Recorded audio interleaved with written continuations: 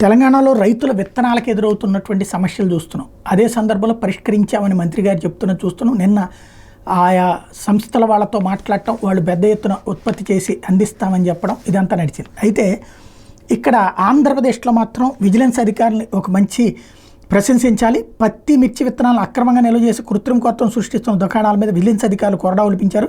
రైతు వేషంలో హెడ్ కానిస్టేబుల్ని పంపి గుట్టు రట్టు చేశారు. గుంటూరు రీజనల్ విజిలెన్స్ ఎన్ఫోర్స్మెంట్ విభాగ ఎస్పీ కె ఈశ్వరరావు ఆదేశాల మేరకు గుంటూరు రాజాగారి తోటలోని కుబేరా సీడ్స్ పెస్టిసైడ్స్ దుకాణానికి హెడ్ కానిస్టేబుల్ పాలరాజును రైతు వేషంలో విజిలెన్స్ అధికారులు పంపించారు. పత్తి, మిర్చి విత్తనాలైన సూపర్ బంటి, రేవంత్, US 7067 రకాలు ఉన్నాయని పాలరాజు అడిగితే నిల్వలేవని దుకాణ యజమాని బదిలిచ్చారు. దీంతో విజిలెన్స్ ఏవో రమణ కుమార్, సిఐ శ్రీనివాసరెడ్డి, స్థానిక ఏవో అంజిరెడ్డి సిబ్బంది దుకాణంలో తనిఖీలు చేపట్టారు. స్టాక్ రిజిస్టర్ పరిశీలిస్తే ఆ 3 రకాలు నిల్వలేవని నమోదు చేశారు. అయితే గిడ్డంగిలో మాత్రం రేవంత్ రకం విత్తనాలు 18 సంచులను అధికారులు గుర్తించారు. దుకాణదారుడు విత్తనాలు నిల్వ చేసి కృత్రిమ కొరత సృష్టించి అధిక ధరలకు విక్రయిస్తున్నట్టుగా విచారణ వెల్లడైంది. 15,000 విలువ చేసే విత్తనాలు సీజ్ చేశారు. దుకాణదారుడి మీద 6A కేసు నమోదు చేయాలని స్థానిక ఏవోని ఆదేశించారు. బాలాజీ సీడ్స్ దుకాణంలో సోర్స్ ధృవీకరణ పత్రం లేకుండా 37,000 ఖరీదు చేసే హైబ్రిడ్ మిరప విత్తనాలు గుర్తించారు.